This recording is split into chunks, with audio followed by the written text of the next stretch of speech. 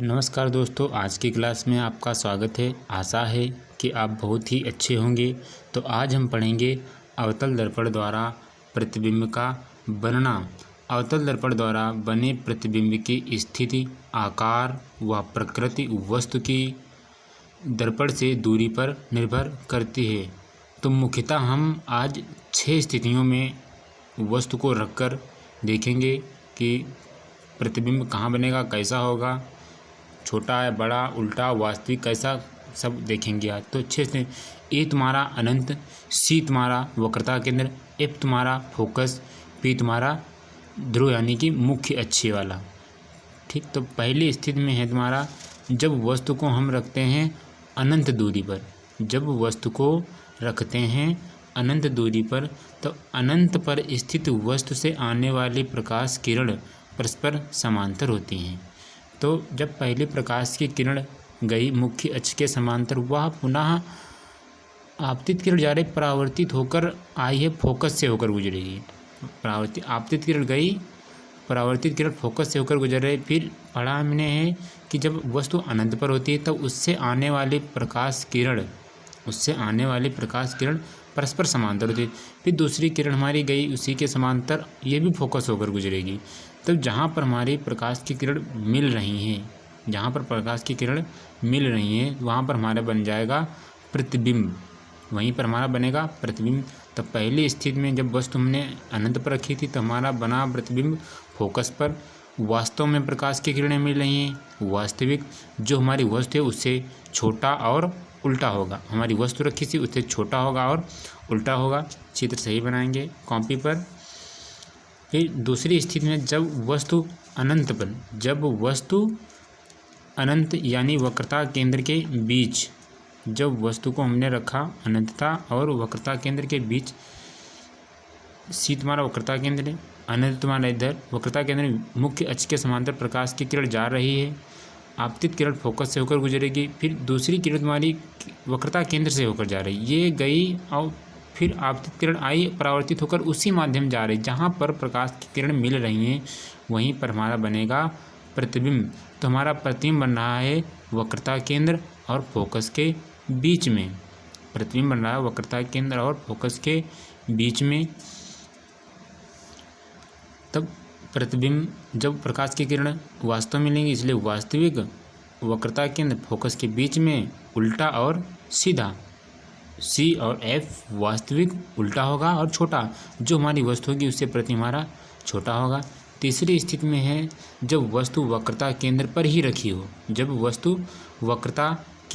रखी हो, फिर मुख्य अक्ष के समांतर प्रकाश की किरण जा रही है, आपतित किरण होकर यह फोकस से होकर गुजरेगी।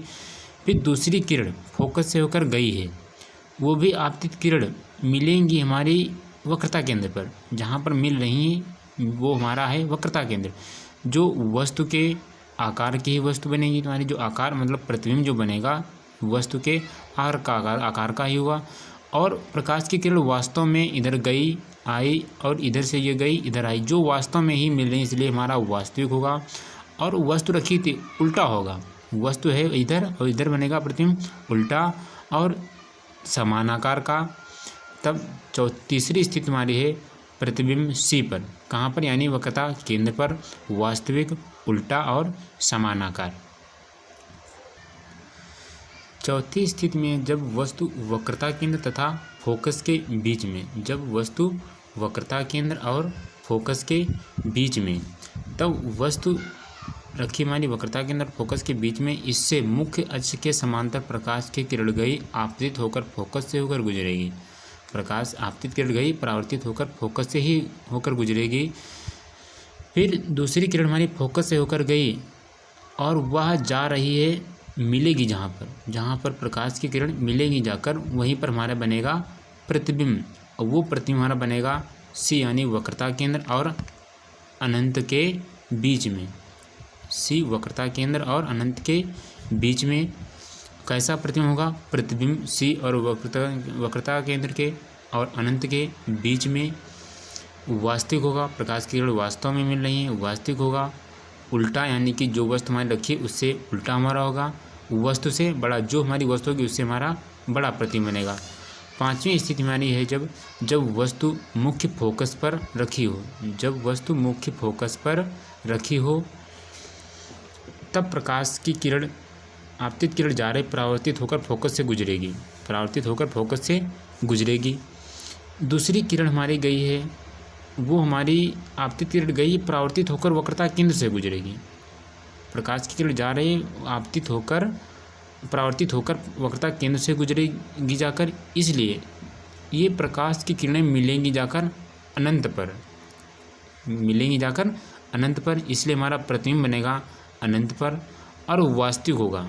ये प्रकाश की किरणें वास्तव में मिलेंगी इसलिए वास्तविक, और जो हमारी वस्तु होगी उससे उल्टा बनेगा जाकर, और जो हमारी वस्तु होगी उससे बड़ा, यानी कि उल्टा वस्तु से बड़ा, प्रतिबिंब अनंत पर, वास्तविक उल्टा वस्तु से बड़ा।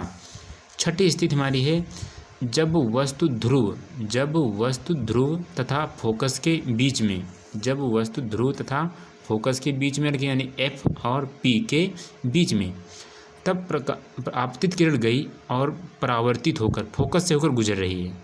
आपतित किरण गई और फोकस से होकर गुजर रही। दूसरी किरण हमारी गई है, वो आपतित किरण परावर्तित होकर वक्रता केंद्र से गुजर रही, लेकिन ये हमारी प्रकाश की किरणें मानते हैं कि ये प्रतिबिंब की तरफ इधर उल्टा गई हैं। जो मतलब प्रतिबिंब बनेगा वो हमारा दर्पण के पीछे बनेगा, प्रतिबिंब दर्पण के पीछे। इधर मानते हैं कि अगर हम इसको और थोड़ा डेस करके आगे बढ़ाएं, जहाँ पर ये मिल रही है प्रकाश की किरण, वहीं पर हमारा बन रहा है प्रतिबिंब। मतलब इधर दिखाई तो नहीं देंगी, इनको महसूस कर सकते हैं, इसे मतलब महसूस क्या कर सकते हैं, इनको मतलब अनुमानित मानते हैं। जो दर्पण है तुम्हारा, इसलिए मतलब इधर हमारी प्रकाश आपतित किरण गई परावर्तित होकर फोकस से गुजरी, दूसरी हमारी गई परावर्तित होकर वक्रता केंद्र से। फिर हमने दर्पण के पीछे इन डेस करके मिलाए लाइनों को, डेस करके मिलाया, तब ये हमारी प्रकाश की किरणें मिल रही हैं दर्पण से पीछे, इसलिए हमारा प्रतिबिंब बनेगा ये वाला आभासी। कैसा बनेगा? आभासी, और सीधा, जो वस्तु होगी उसी के आकार का सीधा होगा और वस्तु से बड़ा भी होगा, वस्तु से बड़ा भी होगा। तो आशा है कि समझ में आया होगा। जो ना समझ में आए इसको कमेंट कर देना। खासकर कक्षा 9 और 10 के छात्र, कक्षा 9 और 10 के छात्र, आपकी क्लासें सामान्य तौर पर भी नहीं चल पा रही हैं। जब चलेंगी तब सूचित कर दिया जाएगा। अभी संभावना नहीं है कि कब स्कूल खुले, तो घर में रहना है, वो भी किताबों से दोस्ती करके, वो भी किताबों से अपना फ्रेंड बनाकर रखो, किताबों से घूमना टहलना नहीं है। कक्षा 10 वाले खासकर, जो कि तो कक्षा 10 वाले जो हमारे जिस सब्जेक्ट की क्लास नहीं चल पा रही हैं उसको अपने घर में अपने आप से पढ़ते रहें। कक्षा 10 वाले बोर्ड एग्ज़ाम की तैयारी करने वाले जो कक्षा 10 में हैं, कक्षा 9 वाले तो कोई बात नहीं, लेकिन कक्षा 10 वाले जिनको अब की साल बोर्ड एग्ज़ाम देना है, जो क्लास में पढ़ाया जा रहा है उसके नोट्स बनाते रहें। जिस सब्जेक्ट की क्लासें नहीं चल पा रही उसको घर में अपने आप से रिवीजन करते रहना है। धन्यवाद।